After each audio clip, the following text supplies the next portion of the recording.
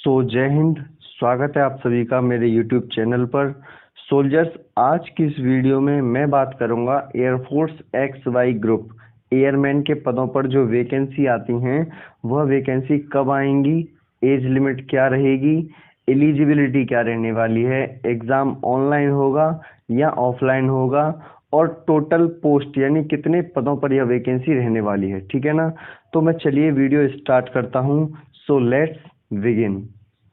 तो सबसे पहले मैं बात करूंगा कि ये जो वैकेंसी हैं ये किस बैच के लिए आएंगी। तो सोल्जर्स, आप सभी को मालूम है कि ये जो वैसे तो वैकेंसी एक लीगल प्रोसीजर के तहत 02/2022 वाले बैच के लिए आनी चाहिए। किस वाले बैच के लिए? 02/2022 वाले बैच के लिए। ठीक है ना। पर लेकिन मुझे लगता है कि ये वाला इंटेक अब कैंसिल हो जाएगा और वैकेंसी 01/2023 वाले बैच के लिए आएंगी। ठीक है। और ये ऐसा मैं क्यों बता रहा हूँ? ऐसा मैं इसलिए बता रहा हूँ क्योंकि आपको पता है एक तो इनरोलमेंट और एक है रिजल्ट, ये दोनों पेंडिंग पड़े हुए हैं। और इसका मतलब ये है कि एयरफोर्स के पास जो दो बैच हैं, ये कितने बैच? दो बैच ऑलरेडी हैं और वो जब चाहे इनको कंडक्ट करा सकती है। ठीक है ना। और मैं आपको एक बहुत ही इम्पोर्टेंट बात बताऊंगा जो अभी थोड़ा आगे जाकर मैं बताने वाला हूँ। ठीक है ना। तो चलिए मैं आगे बताता हूँ कि देखिए, सबसे पहले बात करूँगा मैं इसके नोटिफिकेशन की कि इसका जो नोटिफिकेशन है वो कब आएगा। तो मैं नोटिफिकेशन से बात करने से पहले वो इम्पोर्टेंट बात मैं आपको बताने वाला हूँ। वो इम्पोर्टेंट बात क्या है? तो सोल्जर्स, मुझे पता लगा था ये 4 फरवरी को। कब? 4 फेब को ये मुझे पता लगा था कि 28 या 28 फरवरी या 1 मार्च। कब? 28 फरवरी या 1 मार्च को एयरफोर्स का कोई नोटिस आने वाला है। क्या आने वाला है? एयरफोर्स का कोई नोटिस आने वाला है। और वो नोटिस एक एनरोलमेंट के रिगार्डिंग था। किसके रिगार्डिंग? ये एनरोलमेंट के रिगार्डिंग था। ये नोटिफिकेशन आने वाला था।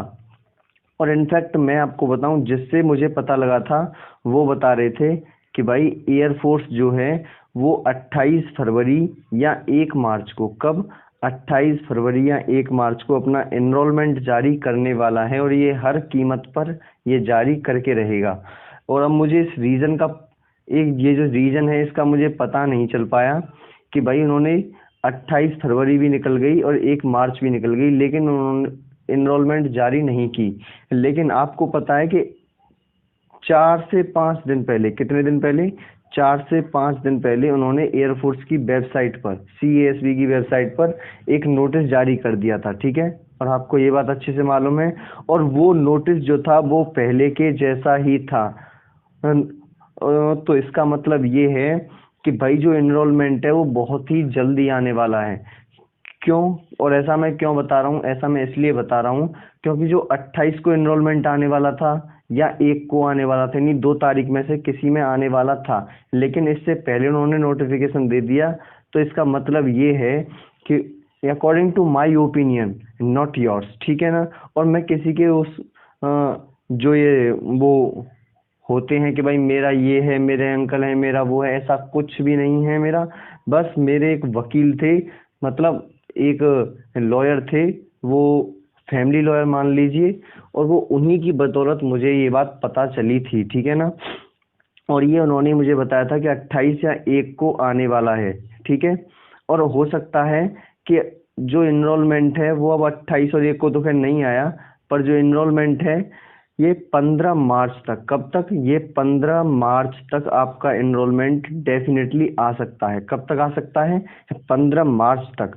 और मैं आपको ये बात मैं दावे के साथ कह सकता हूँ। और अगर ये 15 मार्च को नहीं आया, ये अगर जो जो ये एनरोलमेंट है वो 15 मार्च तक नहीं आया, तो ये एक कंफर्म मैं आपको डेट बता दूँ, फिर ये लास्ट वीक यानी 28, 29 और 30। कब? 28, 29 और 30, ये 3 डेट में आपका इनरोलमेंट आ जाएगा। ठीक है ना। 28 को भी आ सकता है, 29 को भी आ सकता है और 30 को भी आ सकता है। ये कभी भी आ सकता है इनरोलमेंट। अगर मैं एक सिंपल सा मैं आपको एक आइडिया दूं तो आइडिया ये है कि आपकी पूरी मार्च में कभी न कभी इनरोलमेंट आपको देखने को मिल जाएगा, और ये बात मैं दावे के साथ कह सकता हूँ, ठीक है ना, कि आपका इनरोलमेंट इसी महीने में आने वाला है, ठीक है। और आप बोलोगे कि भाई क्या आपने इनरोलमेंट का तो बता दिया, कि अब आप रिजल्ट का भी बता दीजिए। तो देखिए मैं आपको बता दूं, जो रिजल्ट है क्या है, जो रिजल्ट है वो रिजल्ट भी ये अगर 15 मार्च तक आ गई, 15 मार्च तक अगर एनरोलमेंट आ गया तो लास्ट वीक में आपका रिजल्ट आएगा। कब आएगा? लास्ट वीक में, ठीक है। और अगर आपका जो एनरोलमेंट है क्या है, अगर आपका एनरोलमेंट लास्ट वीक में आया, आपका एनरोलमेंट कब आया? लास्ट वीक में, ठीक है। तो फिर आपका जो रिजल्ट है वो कब आने वाला है? आपका फिर जो रिजल्ट है वो आएगा अप्रैल के 1 से 10 अप्रैल के बीच में आपको रिजल्ट देखने को मिलेगा, ठीक है। और अगर जो एनरोलमेंट है 15 मार्च तक आ गई तो रिजल्ट आपका भी मार्च में आएगा। किस में आएगा? मार्च में ही आपका रिजल्ट और आएगा। और अब मैं बात करूंगा नोटिफिकेशन की, कि भैया आपने रिजल्ट ही बता दिया, और ये एनरोलमेंट भी बता दी, और इसका नोटिफिकेशन कब आएगा? तो मैं आपको बता दूं कि सबसे पहले तो आने वाला है एनरोलमेंट। क्या आने वाला है? एनरोलमेंट आने वाला है। देन उसके बाद आएगा रिजल्ट, ठीक है। क्या आएगा? उसके बाद रिजल्ट आएगा, ठीक है। और रिजल्ट के बाद ही आपका नोटिफिकेशन आएगा। समझ गए कि रिजल्ट के बाद ही आपका क्या आएगा? नोटिफिकेशन आएगा। और वो नोटिफिकेशन आपको कब देखने को मिलेगा? मैं आपको ये भी बता रहा हूँ, जो नोटिफिकेशन है वो आपको आफ्टर सेकंड वीक। कब? After second week of April. After second week of April. कब? APRIL। वो अप्रैल में आफ्टर सेकंड वीक आपको देखने को मिल जाएगा। वो सेकंड वीक यानी 15 अप्रैल के बाद वो कभी भी आ सकता है, ठीक है। 15 अप्रैल के बाद जो आपका न्यू वैकेंसी का नोटिफिकेशन है वो कभी भी आ सकता है, ठीक है। तो चलिए अब बात करते हैं इसकी एलिजिबिलिटी की। तो आप सभी को पता है, जो इसकी योग्यता है, जो इसकी एलिजिबिलिटी है वो 10+2 रहती है विद PCM, ठीक है। और उसमें कोई मैंडेटरी नहीं है, लेकिन ये बता देते हैं कि 50%, अगर आपके 49% भी हैं तो भी आप एलिजिबल हो सकते हैं इसके लिए, ठीक है ना। और देन उसके बाद बात करें एग्जाम ऑनलाइन और ऑफलाइन की, तो मैं आपको बताऊं कि अगर जो इसका नोटिफिकेशन आएगा उस नोटिफिकेशन में आपसे 215 या फिर 205 रुपये अगर ये चार्ज करता है, जो एयरफोर्स है उसके द्वारा 205 या 215 रुपये चार्ज किए जाते हैं, तो फिर आपका एग्जाम ऑनलाइन होगा, ठीक है। और अगर ये 205 या 215 रुपये चार्ज नहीं होते तो फिर आपका एग्जाम कैसा रहेगा? ऑफलाइन। कैसा रहेगा? ऑफलाइन रहने वाला है, ठीक है।